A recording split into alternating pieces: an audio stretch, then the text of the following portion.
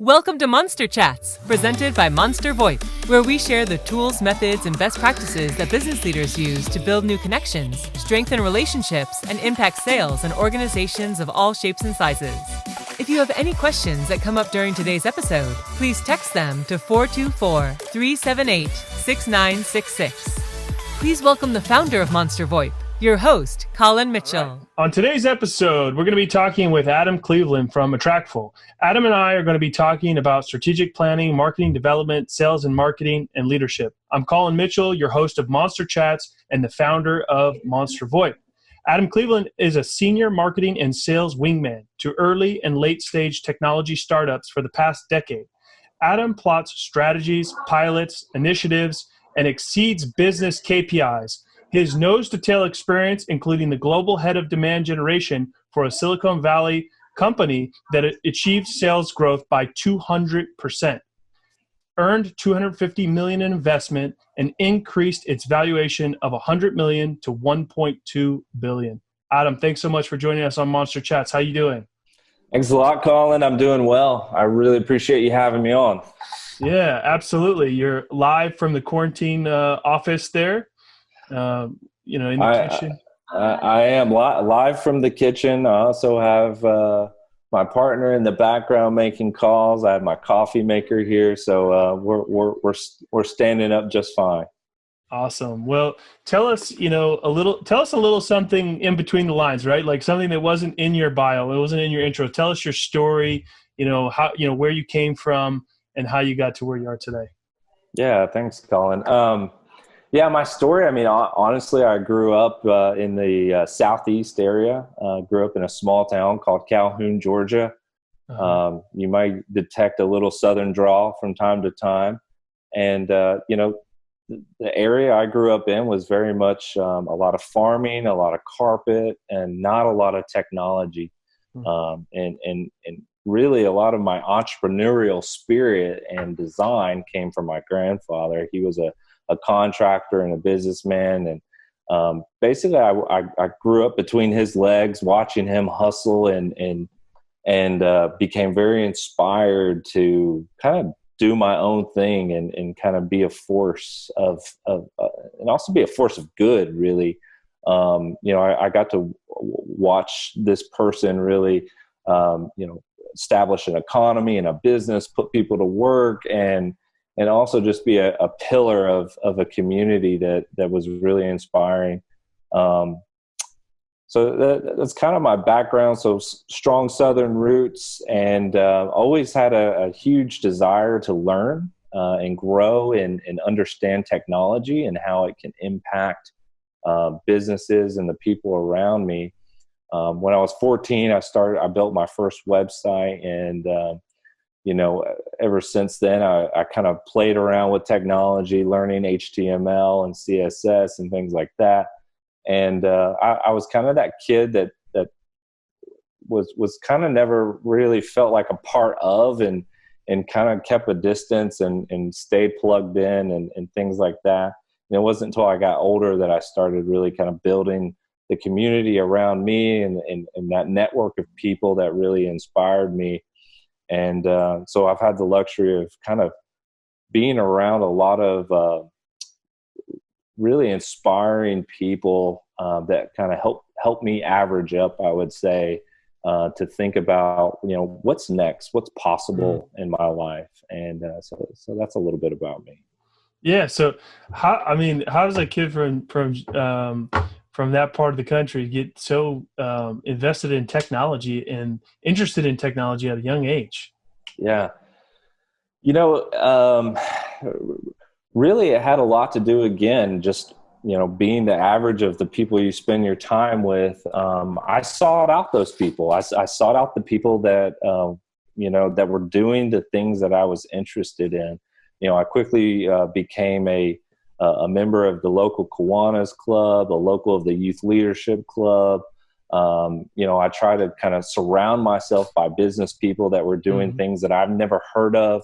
My family was largely blue collar, and They gave me a lot of opportunities, and my mother and father always pushed me to ask questions and be intellectually curious about everything. And so I think it was a combination of that drive and push from your closest family and friends, and then just getting into action, right? Taking advantage of the situation you're in. I think no matter where you grow up or where you're at, there's people doing amazing things. There's people building technology. They're, making an impact in their communities. And I sought those people out, and fortunately they inspired me and pushed me to do more. Awesome. Thanks so much for sharing. Yeah. So today we're going to be talking about teaming up while working remote. We're all still at home, working. So there's some things that Adam's going to share with us about that. And taking stock of your current process, both in sales and marketing. And then, defining what your target account now is, which may have changed, due to the pandemic. So Adam, tell us, what can people do? What are you telling your clients? What are you telling people you work with about really just, teaming up while working remote and being able to stay connected to the team? Yeah, I think now more than ever, this concept of teaming up is super important. There's always been I work a lot with business development teams and marketing teams. And I like to think of myself in terms of like a demand generation conduit between marketing and sales. So making sure everything that we're doing from a marketing perspective is building pipeline and awareness inside of accounts that we want to go after that are converting in our sales process. So to whatever that may be. And I think right now, kind of the camaraderie and the things that I'm seeing happen is the connection between the account executive and the BDR or SDR type of role and marketing is it's more important now than ever. Some of the things that I've noticed is, we're using things like Slack channels, for example, which have always been around, and it's not a novel concept, especially in the Valley area. But, using one-on-one channels, using, sales digital gongs, using channels to kind of excite people, inspire people, and, who are the accounts? Everybody in a startup is part of sales, in my opinion, right? So knowing who, knowing about the event happening, knowing about which accounts the account executives are targeting, knowing kind of what effort and things that the BDR and SDR teams are focusing on. That's kind of some of the things that I'm seeing be really working well. Yeah. So like being more transparent throughout the whole organization of what's going on, who's working on what, who's doing a good job on what, who deserves a pat on the back, and trying to do that all digitally, through a communication platform. Yeah, absolutely. And also allowing the different people and roles to emerge with their expertise.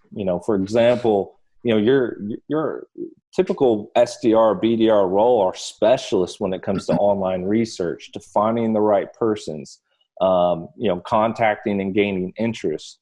And account executives are typically the people that are really well at understanding the underlying problem of a customer or a prospect and being able to provide solutions to remedy that.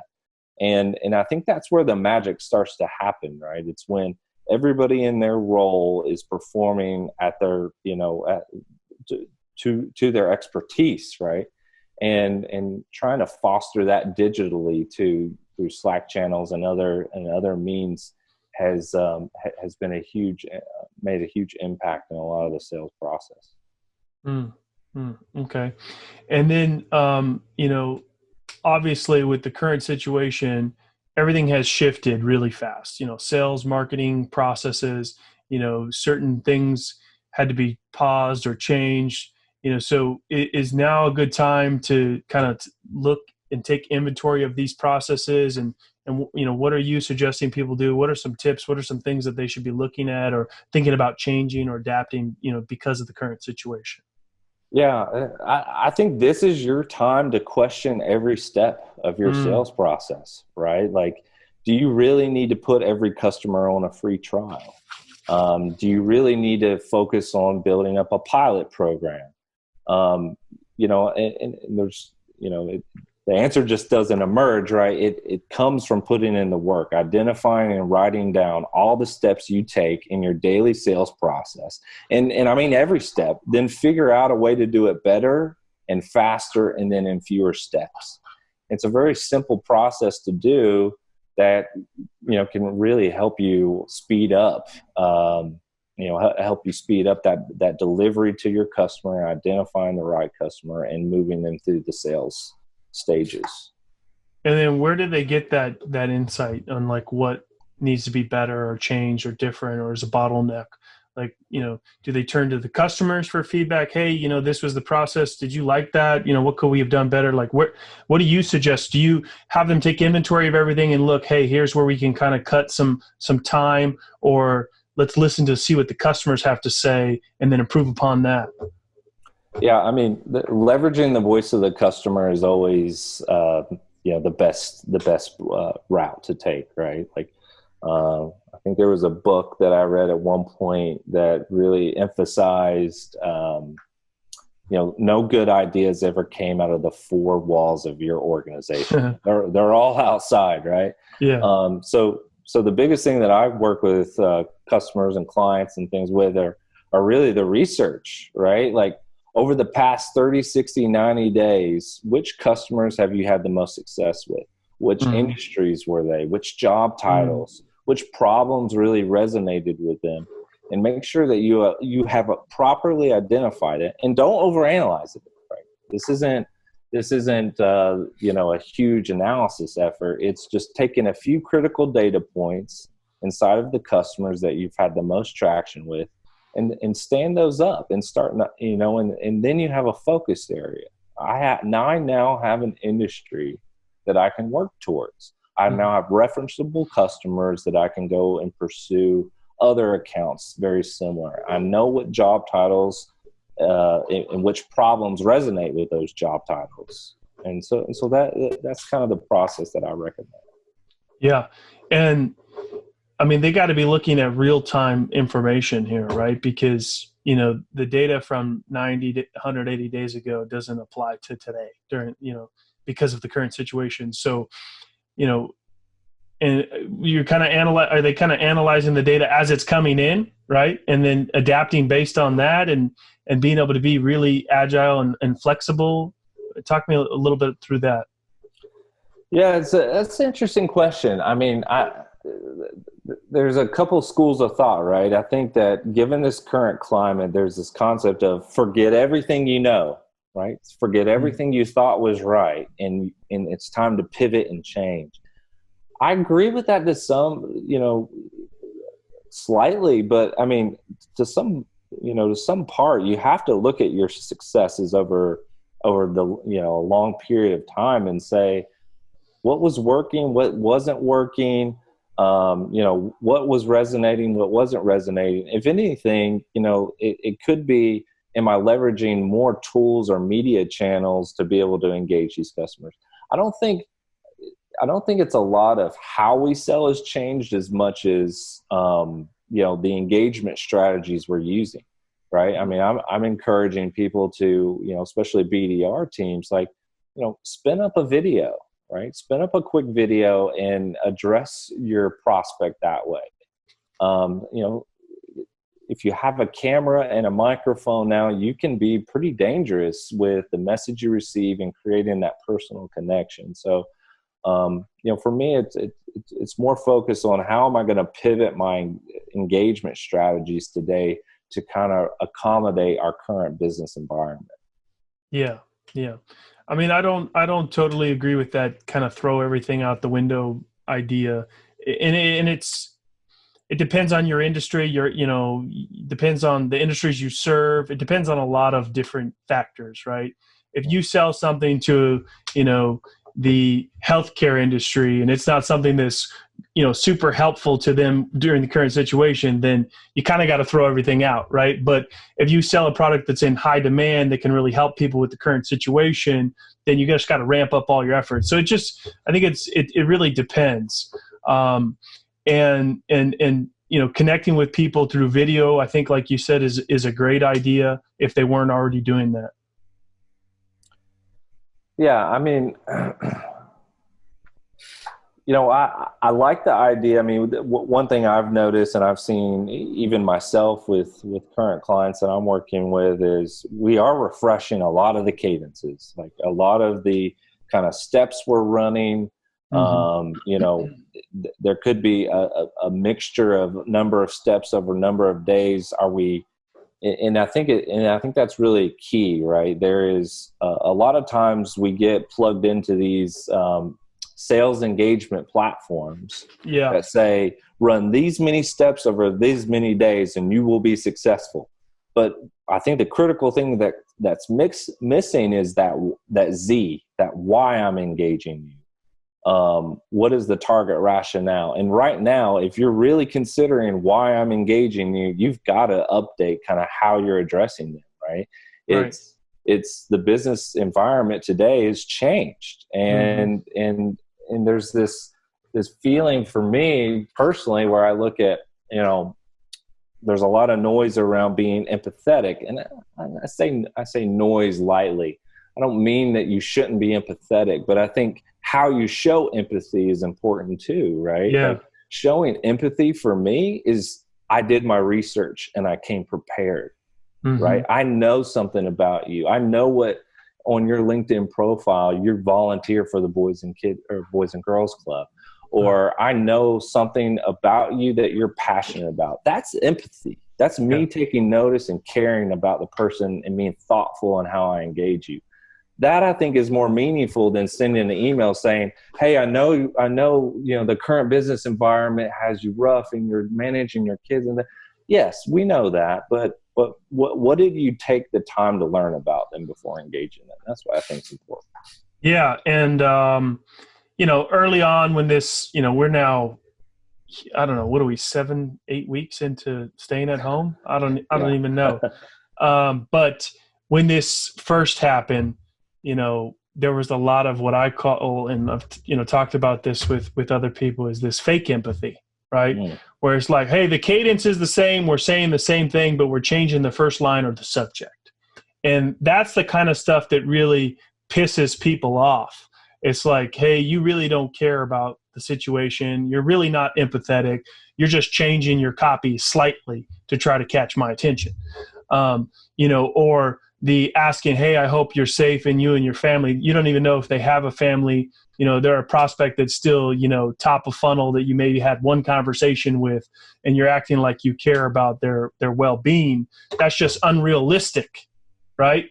But if it's a relationship you've been nurturing for months and you've connected with them on a personal level, checking in and saying that sort of thing, that's true, empathy. If you're saying it just for your own benefit to try to land the sale, then, prospects are probably going to see through that. Right. But then there's also another school of thought of people. It's like, hey, we're all in this together. We all understand we're in the same boat. We're in the situation, but we still got to go on. We still got, families to feed, bills to pay. We're all in this, trying to survive and do the best we can to thrive and survive through this current situation. And I think there's a lot of people that understand that too. And they're like, we don't need the fake empathy. You don't need to ask. Let's just, let's move forward and do what we need to do to, and they understand that. Yeah. Yeah. I couldn't agree more. I think that, I think it creates an opportunity also for people who are in the business development type of roles to look back in their pipelines, for example, and saying, what was that account or that person that I was engaged with that I already know all this information, those close lost or those nurture or those send back to marketing opportunities that I was working, that I could go back. I already know a lot about the person. I've already kind of built rapport. I have a relationship with, and then my outreach is more empathetic. It's more conducive to what we're discussing now. And And I think you have to have the mindset of we're all moving forward. I like what you say. We're all trying to thrive. We're all trying to move forward. Being aware of what's happening present day is important, right? Living in the here and now, but also focusing on, what's going to happen life after the lockdown, right? What's going to happen, in the next 30, 60, 90, 120 days from now. Like, where is your business going to be? And have you thought about that? And if your solution applies, how could you fit in? How could you fit in to solve a problem that's urgent and pervasive in their business that they're willing to pay to solve? Right. And I think also just being respectful enough to be like, hey, there's really two types of situations. You're either looking at these type of things and kind of using the opportunity or maybe the extra downtime to evaluate this type of solution, or you're really just kind of waiting to see what happens till after, and just being respectful of that, right? And not continuing to pound them in the sales cadence if they're, that other category that really just wants to wait and see how things go. But I think another point that you made, right, is there's a lot of people digging deep back into their pipeline of those lost deals, right? So I think there's a lot of fear in people where they're really putting more effort in to try to, generate a living, because they don't know who's, deals that they were counting on might not close, and they got to find new deals. Yeah, I mean, exactly. I mean, you have to find new deals. I think some of this ties back to some of your engagement strategies, right? Like, and I've worked in, my previous role where we were closing, 7-figure deals, right? And a lot of these deals, they're done in person, right? So now all of a sudden you're saying, well, as an account executive closing a 7-figure deal or trying to engage a lost account or a nurture account that was huge, what can I still do to be top of mind? And, just video calls, video conferencing. I mean, Zoom in itself, like, everybody knows how to use Zoom now, which is even the kids, which is remarkable, right? For us as marketers and sales professionals, like, I actually think this is an opportunity for us to start really leveraging, things like video conferencing. Chat more often, right? Oh yeah. 'Cause we've all had those prospects or contacts where you have a video conferencing and like they just can't figure out how to use it. There's going to be less of those now, right? Yes, absolutely. The people who were like, I don't, I prefer to meet in person, video conferencing, not my thing. A lot of those people are going to be willing to meet on a platform like this. Even when they say we can all go back to work, I think that's going to be the preferred method, because people aren't going to want to shake hands or get too close to people right away.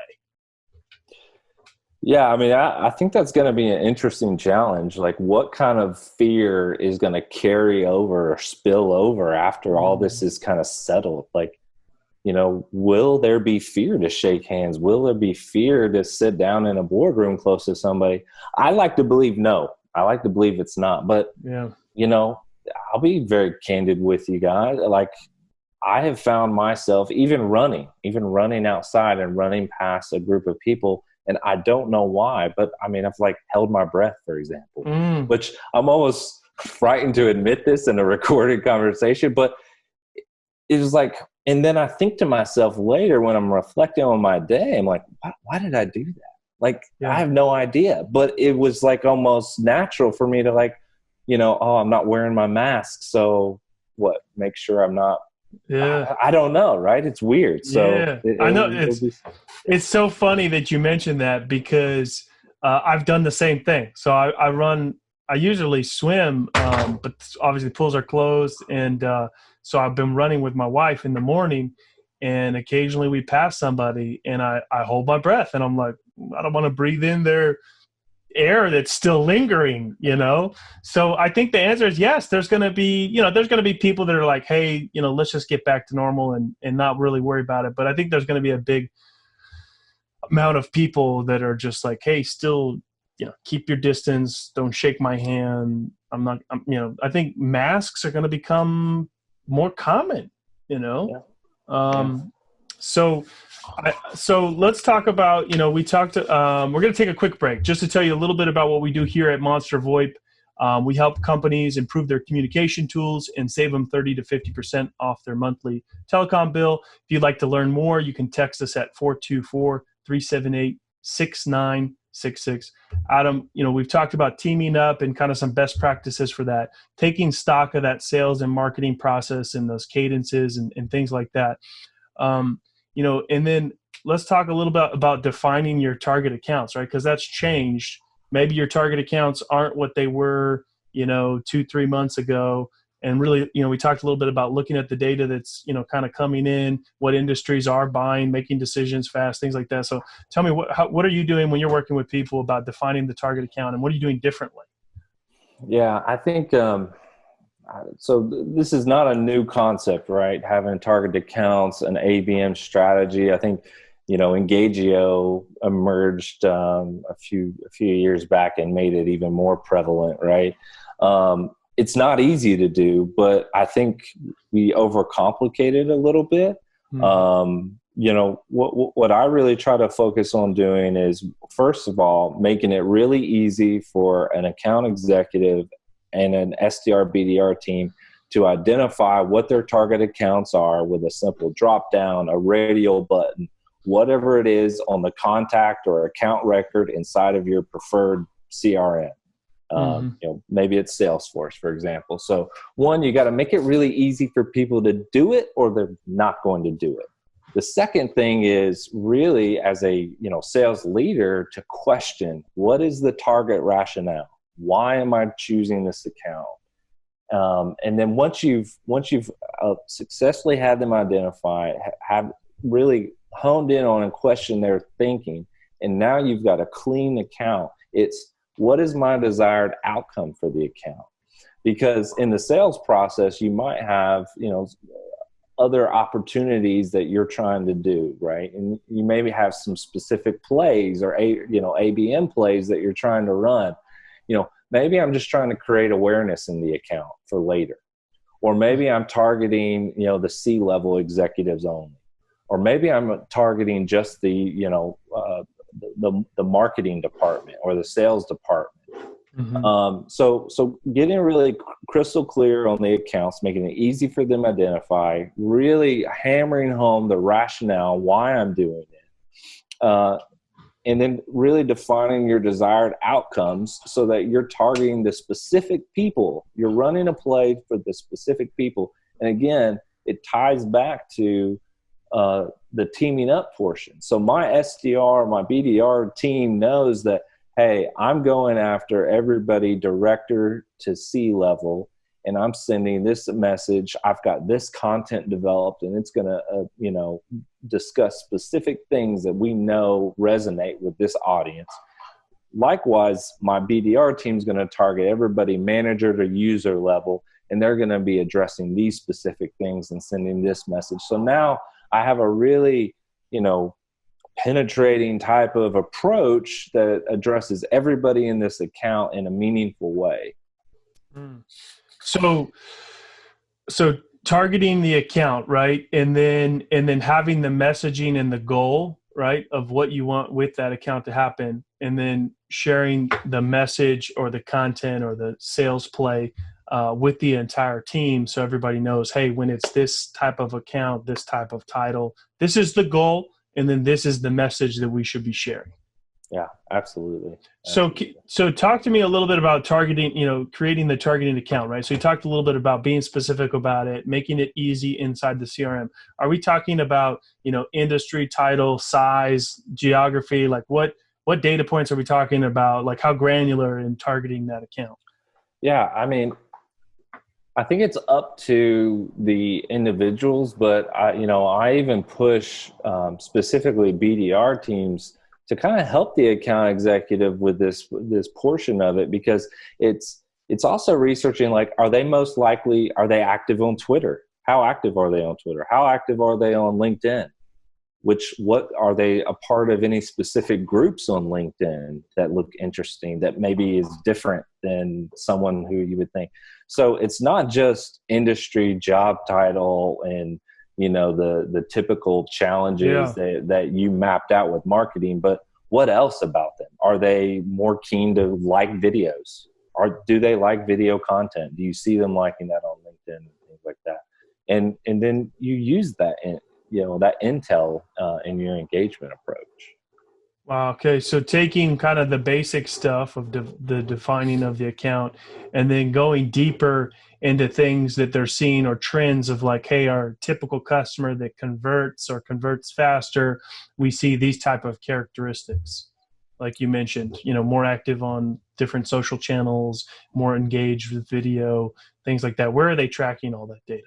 Where are they getting all that information? Yeah. I mean, you can use a lot of different tools, for things like this. The simplest way is to, once you establish the specific contacts in the account, go find their Twitter account, right? Link that up. Go find their LinkedIn account. Go find their, whatever, any of their social. What does it say about them on Crunchbase if you're targeting startups, right? Are they involved in anything else? So connecting all that information, usually you can do it easily through your CRM. You can do it easily through LinkedIn's tools and Sales Navigator. If you're using an engagement or outreach tool, you've got things like, it just escaped me. It's not Hootsuite, but there's other tools, right, where you can go and you can grab all this critical information. And the other thing to think about too, at a company perspective, is if they're a large enough company and they have 10K filings and things like that, what are the risk factors in their 10Ks, right? What are their bosses thinking about? What are some of those things? So I think there's this mixture of kind of user level and company level type of information that you want to use, specific tools to go and garner that. Okay, great. And then having different types of target accounts where you have different, different messaging, different cadences, different playbooks for.